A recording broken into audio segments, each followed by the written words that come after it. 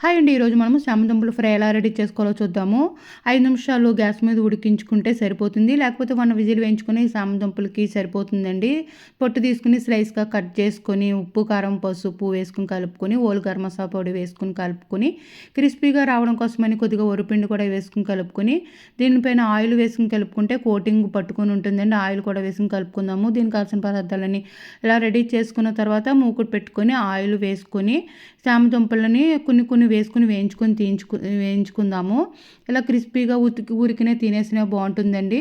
నేను దీనికి ఇలా వేయించుకున్న తర్వాత పోపు కూడా వేసుకున్నాను. మూకుడు పెట్టుకొని ఆయిల్ వేసుకొని మినపప్పు, శనగపప్పు, ఆవాలు, మెంతులు, జీలకర్ర, పచ్చిమిరపకాయ చీరుకులు, కరివేపాకు, ఎండుమిరకాయలు వేసుకుని పోపు వేసుకొని మనం ఫ్రై చేసుకున్న చామదుంపలు కూడా కలుపుకుంటే ఎంతో టేస్టీ మన చామదుంపలు ఫ్రై రెడీ అయిపోతుందండి. ఫైనల్‌గా కొత్తిమీర వేసుకుంటే ఇవి సాంబార్లోకి, పప్పుచారులోకి, రసములోకి చాలా చాలా బాగుంటాయి.